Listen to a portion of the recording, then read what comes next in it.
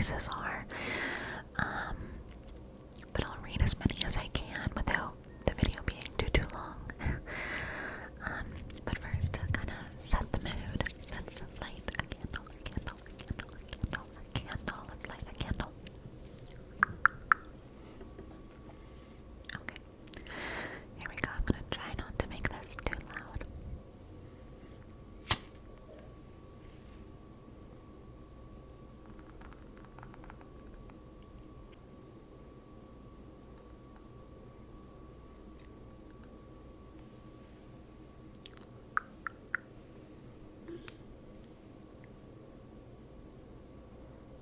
Okay. Let's get right into it. With our first true crime case.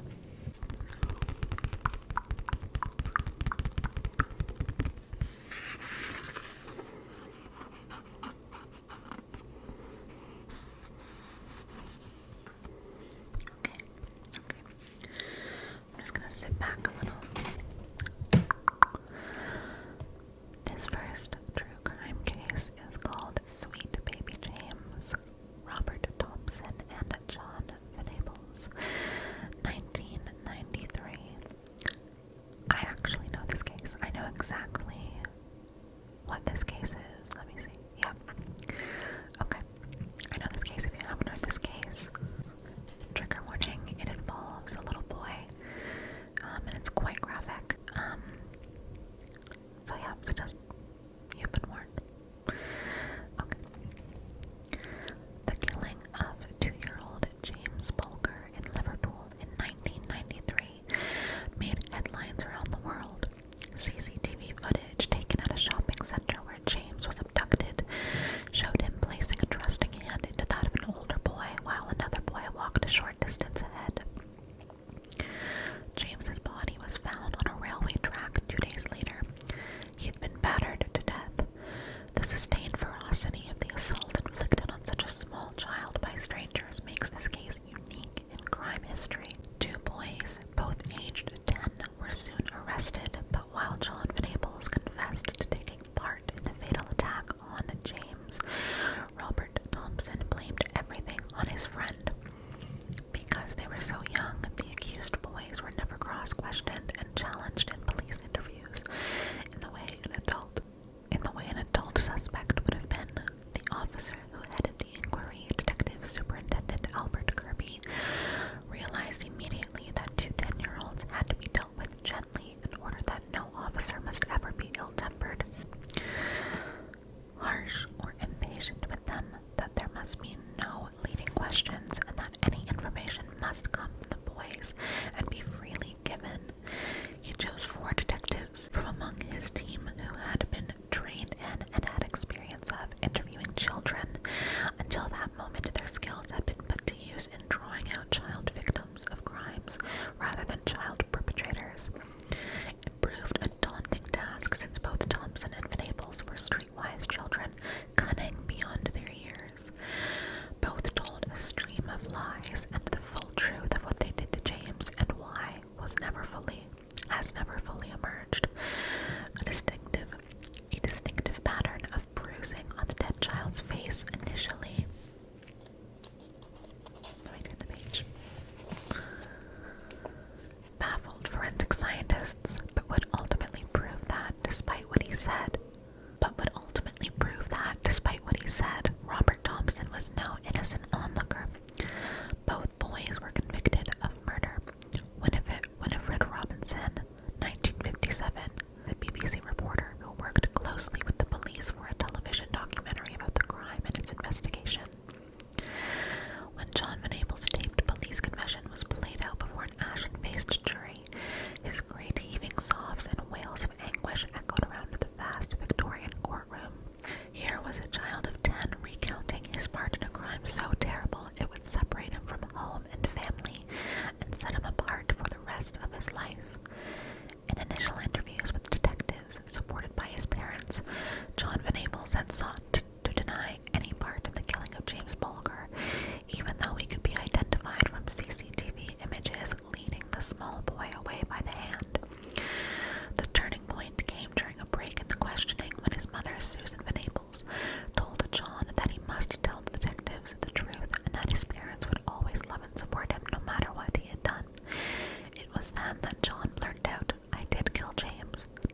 I'm sorry." When the interview resumed, some of the truth began to emerge. On the day that James Bulger was abducted and killed, Jon Venables and his friend Robert Thompson should have been at school. Instead, they were playing truant or hooky, hanging around the Boodle Strand shopping center in North Liverpool. They were shoplifting and had stolen a packet of batteries and a pot of blue enamel modeling paint. The CCTV footage recovered from the mall that day shows James Bulger walking with his mother Denise towards a butcher's shop on the ground floor. Once inside, James had strayed briefly from her side to stand at the doorway. The camera's field of vision is narrow and incomplete. It does not cover the doorway from where James was led away, but seconds later it records Denise frantically running up and down the aisles searching for her son. As Denise Bulger searches, another camera records Thompson and Venables leading James away toward an exit on the upper floor. They had taken him through the ground floor entrance of TJ Hughes's department store, up an escalator inside, and then out of the store through a first floor doorway. As the time codes on the pictures attest, they had abducted James and taken him out of the shopping precinct in the space of just 3 minutes. In his confession, Jon Venables told police that the pair came across James and that his friend Robert Thompson had suggested, "Let's get this kid lost." As they walked through the department store with James following, Thompson had said, "Come on, mate," Venables went on. "The boy followed us downstairs, and Robert Thompson said, 'Let's get him lost outside so when he goes in the road he'll get knocked over.' I said that was a very bad thing to do." He admitted holding James by the hand as they left the shopping precinct. On the banks of the nearby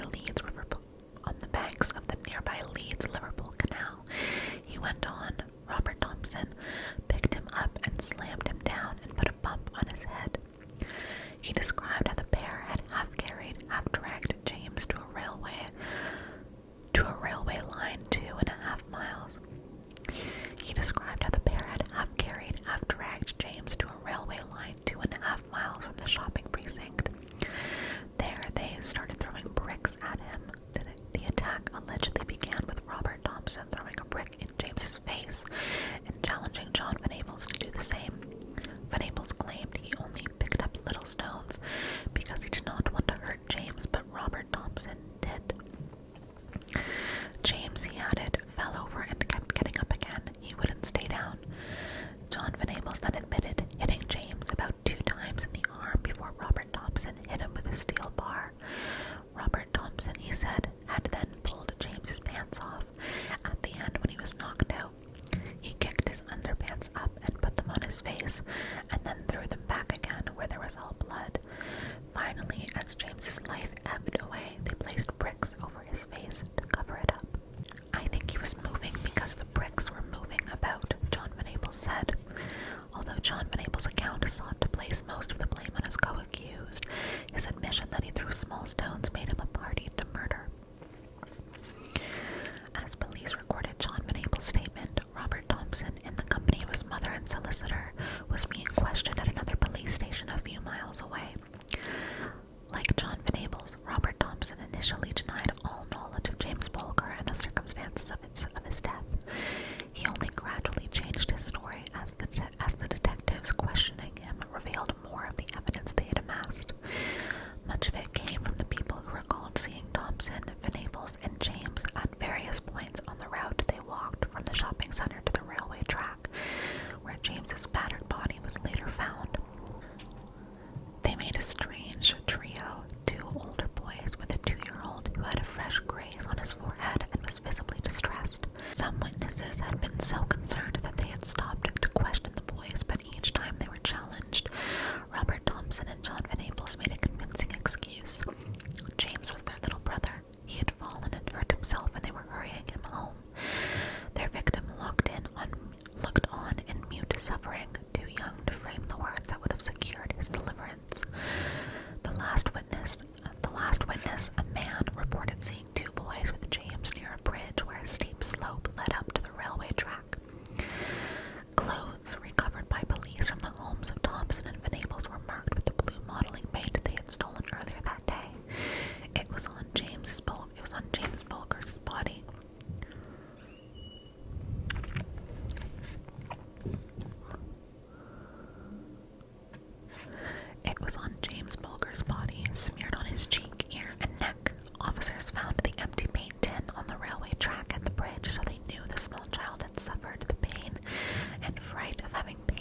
stone in his eyes before they walked him further along the line to the spot where he was killed.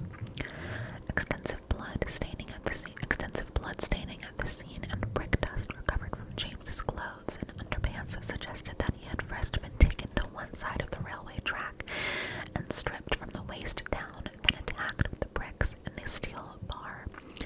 He was afterwards dragged to the other side where his body was placed across the rails and the bricks piled on his face.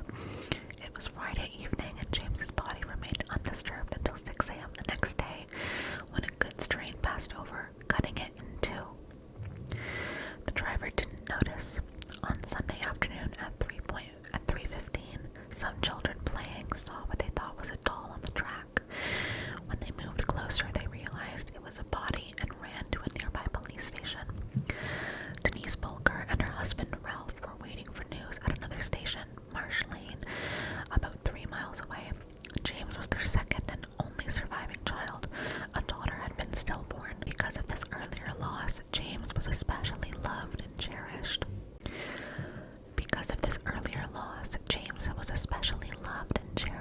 Not only by his parents, but by everyone within their large extended family.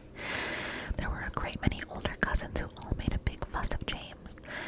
As his mother would later tell the police, James had no experience of other children ever being unkind. He would have trusted Robert Thompson and Jon Venables because, until they chanced upon him, in all his short life, James Bulger had known only love. When police told Denise that a child's body had been found, she responded with what one officer who heard it later described as a great heartbreaking wail of grief, a sound of sorrow and anguish impossible to forget. It was a week later that detectives at Marsh Lane, selected for their training and experience in dealing with children, began to question Robert Thompson. Both boys had been identified when the CCTV pictures, initially blurred and grainy, were technically enhanced. It was only when Robert Thompson realized that witnesses had seen him with James right to the point where they climbed up to the railway track that he admitted he was there. But where Venables had sought to lessen his role, Thompson placed all of the blame on his friend. He told detectives John might have hit him sly because John is sly. Asked when James had started crying, he replied, when John threw paint in his eye. Later he added that John threw a brick in his face and he just fell on the floor. Why had he not stopped the other boy? I was trying and he just threw it. When the brick hit him in the face, he started bleeding. I would not hit the baby. Thompson continued his account by referring to his co-defendant throwing another brick. Then he hit him again. He picked up a big metal thing that had holes in it and hit him on the head. Then he hit him again with a stick. In the 8th interview on the 3rd day of questioning Robert, Thompson finally admitted, I did touch the baby. I tried to get him off the track. James was knocked out and he wasn't moving. He was lying on his back over the railway track. I was trying to see if the baby was alive and he would not move. I got my ear against his belly and he wasn't breathing. I lifted him up by the belly. Then I put him back because I was going to get full of blood. He went on. I never touched him except for getting him under the fence to the railway track and seeing if he was breathing, so I have nothing to bother about. As young as he was, Robert Thompson had framed a version of events, making his friend wholly responsible for the killing while at the same time providing an innocent explanation for any telltale staining on his own clothes. He had touched James only when the fatal assault was finished and the child was already dead. By way of persuasion, he had added, if I wanted to kill a baby, I would kill my own, wouldn't I? He was referring to the youngest member of his family, a baby boy, 10 months old. In contrast to Jon Venables, who had wept throughout his confession, Robert Thompson's voice cracked only once, very briefly, when he protested that he had done nothing but was going to take all the blame. Police knew that both boys were lying to try to minimize what they had done because neither of their accounts gave any indication of the sustained ferocity of the final assault on James. The child had suffered so many injuries, it was impossible for the home office pathologist, Dr. Alan Williams, to determine which of at least 30 blows to the head was the one that had proved fatal. These blows had been inflicted using bricks and stones.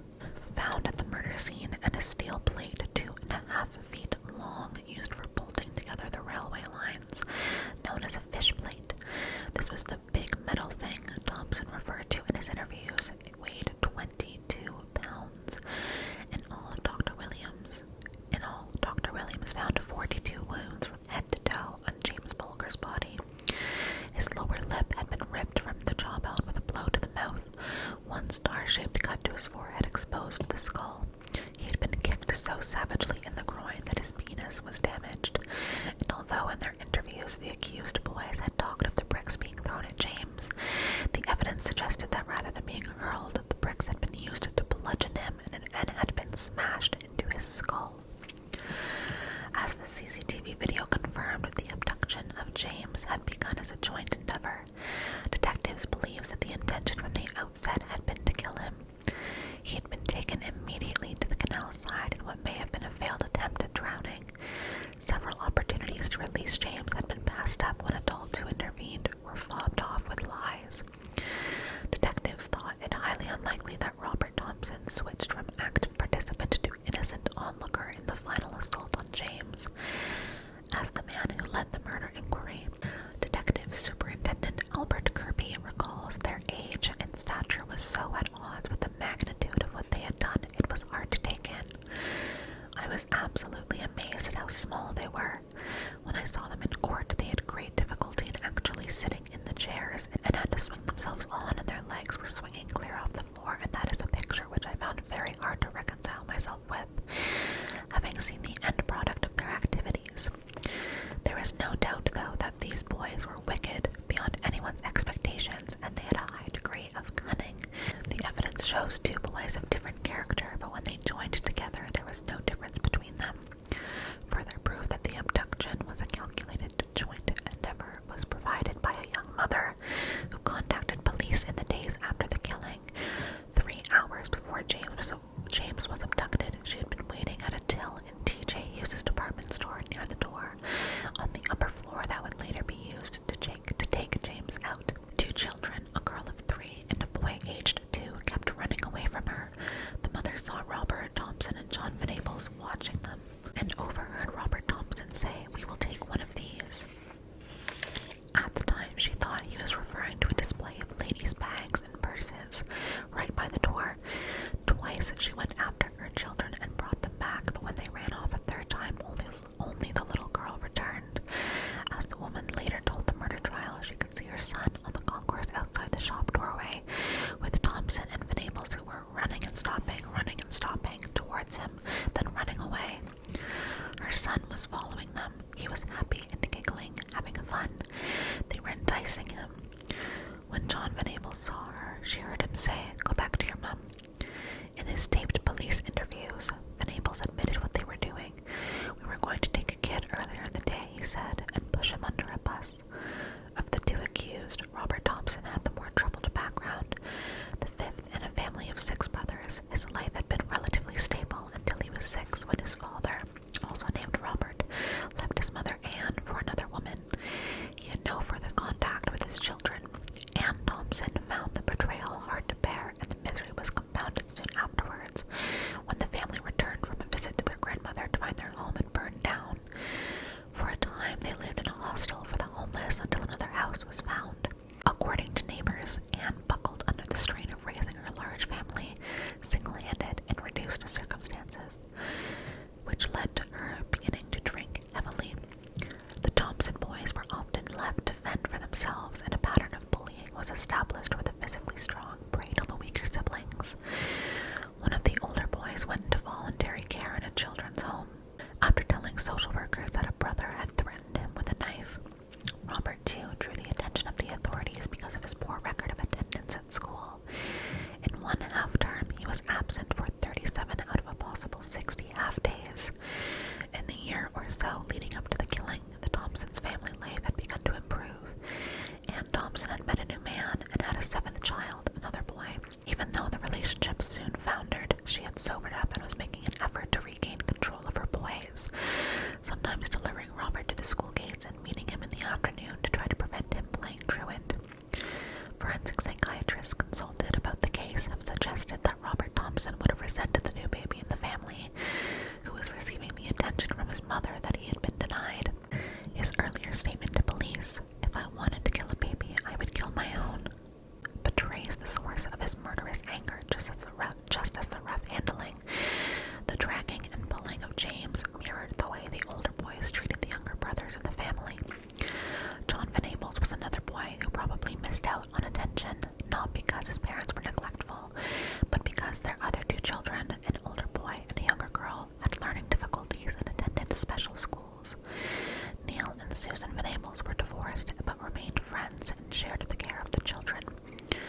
Jon lived with his mother midweek in Norris Green and stayed with his father in Walton at weekends. At his first school, Jon Venables was unruly and disruptive. He would act in bizarre ways to draw attention to himself, rocking backwards and forwards in his class, moaning and making strange noises. He would attack other pupils, poking them with sharp pencils, and once grabbed another boy from behind, holding a ruler to his throat. Venables was suspended but never expelled from school, and in 1992, hoping for a fresh start, his parents moved him to St. Mary's in Walton, where he met Robert Thompson. The two immediately struck up a friendship. Because of his academic record, Jon, like Robert, had been held back for a year, and as the oldest there, he and Thompson gravitated towards one another. Before they met, Jon Venables had no history of truancy, but after a year together, both frequently went off together. On the day James was killed, Mr. Venables had gone to school to collect Jon, only to discover he had truanted. He and his wife reported Jon missing to the police, and then scoured the local area until dark. Susan Venables finally spotted the two boys going into a video shop, and took Jon to the local police station and asked the police officer to give him a good telling off. The Venables insisted that Jon had been led into trouble by Robert Thompson. He is one of those children who, if you told him to put his hand in the fire, he would. He didn't want to hurt James, but he was weak and he was provoked. Yet, despite extensive blood staining all around the railway track, there was, initially at least, nothing to link Robert Thompson to any blow that had been struck.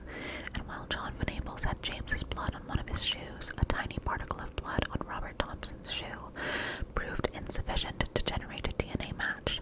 A single hair from James's head was retrieved, tangled in the laces. Detectives were concerned that, in the absence of any confession from Robert Thompson, they would be unable to prove beyond reasonable doubt that he had been a party to the murder.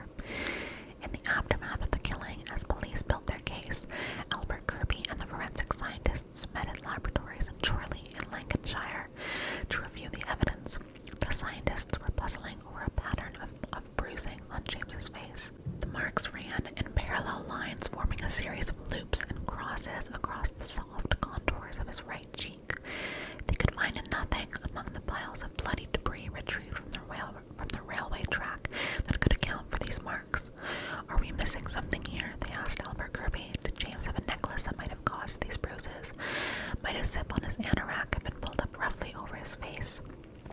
As the group pored over the post-mortem photograph showing the bruising on the dead child's face, a visiting forensic scientist happened to be walking past. He had recently been involved in a murder inquiry where a youth had been kicked to death, and he instantly recognized the pattern of bruising from this earlier case. "You'll find," he explained, "it comes from a shoe with raised metal eyelets where the laces thread through." The visiting scientist demonstrated how the eyelets made the loops across James's cheekbone, while the laces had caused the straight lines running down. Robert Thompson's shoes were black brogues with just this raised metal trim. Scientists hadn't recognized the pattern the shoes had imprinted because the bruising to James's face had formed not at the point of impact, as they would normally expect, but around at the point of impact, creating a series of parallel lines. Pathologists now call this the tramline bruising phenomenon, but at the time of James Bulger's killing, although it had been observed in one or two cases, little about it was known or understood. Dr. Alan Williams, the pathologist in the case, then set out to investigate why the bruise marks had formed in these parallel lines. He was able to demonstrate to the court that tramline bruising occurs where tissue is soft with little or no muscle to support it. The blow compresses the blood vessels in the skin, forcing the blood to the margins of the impact area, so the bruise reflects the outlines of the object which caused it, rather than the shape of the object itself.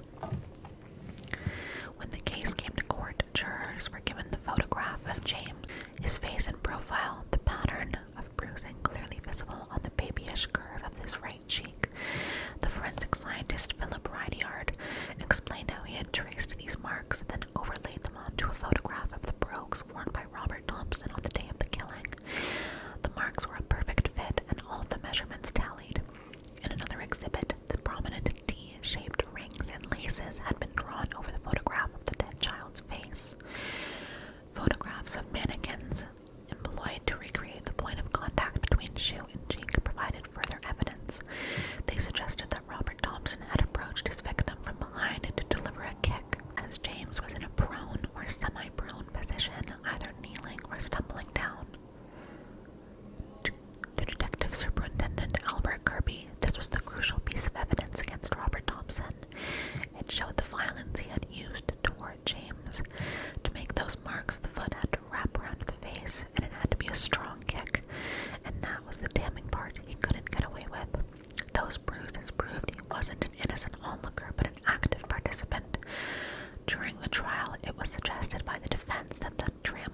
bruises could have been caused if Robert Thompson had tripped over James's body in an effort to get away.